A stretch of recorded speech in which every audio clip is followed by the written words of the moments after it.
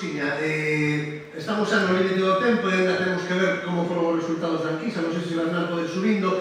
Queda, a ver, un último tema que xa vos digo, a financiación, onde están os cartos. Os tengo o tesoureiro da ASPI. En fin, os cartos o ten, entón, como o tesoureiro non sei se anda por aquí, este tema xa non lo podemos quitar encima porque estivo salindo constantemente en puntos anteriores. E a financiación onde está? Bueno, pois non sei se alguén quer aportar máis cousas, pero creo que aquí, nos puntos anteriores, xa estivemos falando de búsqueda de financiación a través do crowdfunding, de moverse laboralmente de diversas maneiras. Eu, por exemplo, tiña notar aquí unha cousa que vos conto, que facer cómicos en día non dá pasta. Vale, eu, por exemplo, que fago a veces con os proxectos de libros infantis ou de cómic é, pois me monto unhas charlas para falar dese proxecto. Fago un cómic, os lobos de Moecha, ambientado na Edade Media. Monto uns talleres e vou por aí polas escolas falando desa época, de como fixen o cómic, o making of, e igual o que non saco co cómic, o rentabilizo falando do cómic. Con o cual, teñamos sempre esa visión de ir un pouco máis alá e teñamos en conta que hoxe en día a veces non vives dun produto en concreto editorial, senón de todo o que podas generar ti coa tua imaginación fora e alrededor dese produto. Que pode ser unha charla, que pode ser montar un rol con proyección, ser unha actuación musical, sabes, podemos montar que nos dé a gana. Entón, busquemos esas opcións. Quero facer cómic, pero non podo vivir do cómic, non? Bueno, pois me invento unha película alrededor e a ver se ao final o que vivo da película e consigo facer iso que me gusta. Hai moitas opcións. Onde están os cartos? Pois, bueno, non sei se sabe algo máis, onde están cartos. Eu pediría alguna queréis comentar algo máis sobre todo este tema da financiación ou... Estáis todos forrados e forradas, tú. Exacto. ¿Cómo? Os cartos están en cero a 3. Están en cero a 3.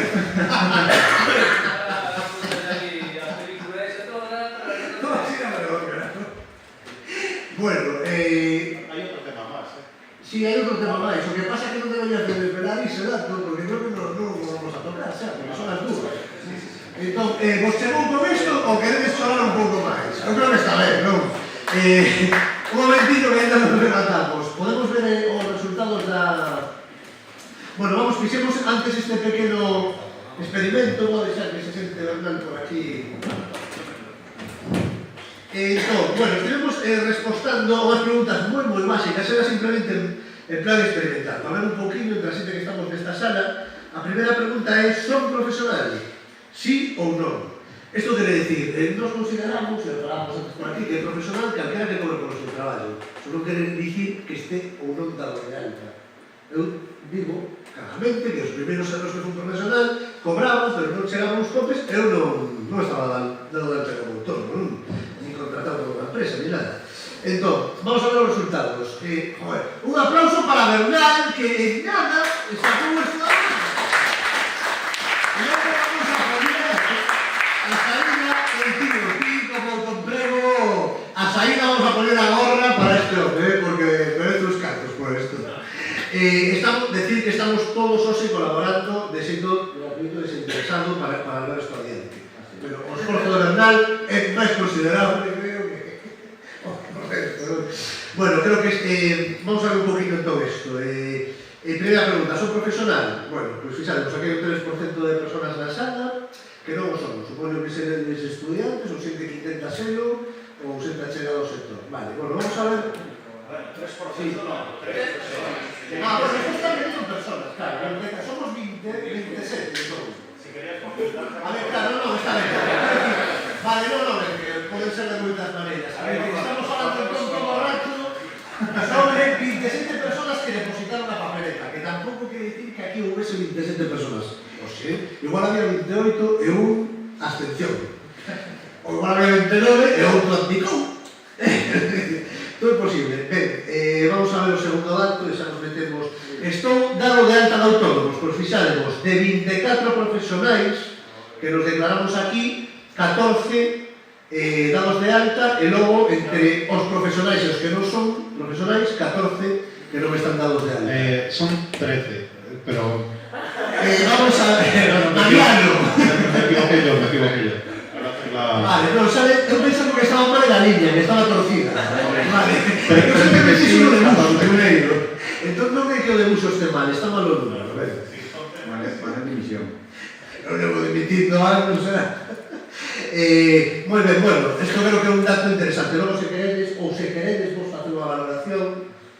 Bueno, Sobre pues los vamos a tener que medios. hacer, o sea, tal y como está el panorama, cualquiera que haya pagado el mes, si no tiene ingreso por 156 euros, pues, en fin. A miña valoración é que xa o porcentaxe de xente en autónomos é bastante alto, sen metal. Sí, tenía que ser... Bueno, hay que lembrar que non é representativo, non é No, unha pero- mostra suficientemente ampla como para ter a consideración. Non é, pero reflicte o que hai dentro desta sala, lógicamente, somos conscientes. Claro, pero non é extrapolable, eso é... Bueno, estamos falando dos que estamos dentro desta sala. A mí me gustaría que este experimento pudésemos facelo despois disto. Isto é un experimento que pudésemos facelo máis seriamente, que plantexemos aquí. Unha mostra máis ampla. Claro, e con moitas máis preguntas. Quero dicir, isto non é unha cousa básica, para ver, a xente que estamos aquí, non? Tal, pero que nos vale de mostra para agora. Vivo exclusivamente a ilustración. 9 dicen que sí, que xa é a hostia. E 18 dicen que non. Bueno, pois... Claro, isto non é vivo. Claro, que entendemos... Que non ten outro traballo, pero que fan exclusivamente ilustración. Exactamente. Esto xa nos leva ao seguinte resultado probablemente. Oh, pero verdad, qué bonito, por favor. E así de rápido. A miña facturación anual como ilustrador é de 12.000 euros ao ano, menos de 12.000 euros ao ano, 16. De 18.000 hai 5, como vedes, e logo... Aquí falta unha casilla claramente, porque pon menos de 12.000, menos de 18.000, máis de 24. Que pasa cos que cobran entre 18 e 24? Esta papulla máis de 24. Claro, quero dicir, No, debería ser se menos. cobran máis de 17, é unha cosa, se cobran máis de 24, é Menos outra. de 5.000 años. Sí, pero que ti non o faz tan rápido como verdad. O que quero dicir é Menos de 5.000 años. Claro, que puestos aquí, hombre, claro, non somos economistas, somos Bernardo máis eu, en 24 horas vamos a facer un experimento, sabes? Pero quero dicir que hai unha casilla que falta claramente que o mellor era onde había máis xente ou non, pero bueno, sí. Bueno, de todas formas, a ver, podemos ver o dato relevante que a grande parte da xente non chega a 12.000 anuales. Eu quero facer aí unha primeira lectura. Volve a primeira imaxe. Veña. Aquí estamos. Profesionales, a meirande parte dos que estamos aquí nos consideramos profesionales da ilustración, case todos, seguinte viñeta. Pero cantos poden facelo legalmente xa van a metade dos que se consideraron. A outra metade traballan en negro. Sigue pasando. Non en negro, eso, non chega a estas cantidades do texto federal. Non está dado de alta. Igual dice que besa moi gente, Es que negro como Guadiana. Ao que me refiro, Aí estamos, os antibaixos, ao que me refiro, dos que sí se consideran ilustradores, só a metade poden exercelo legalmente. Pasa. E logo resulta que, ademais, teñen que compaxinar dos que sí traballaban legalmente, fíxate, de 14 a 9. Hai xente que ni siquiera le chega con ilustración, ten que compaxinar con outro oficio. Pasa. E a última... E despois, encima, é para gañar menos de 12.000 euros ao ano. Eso quere dicir que... É cojonudo o resultado do balance. Nos esperamos a volver a ver.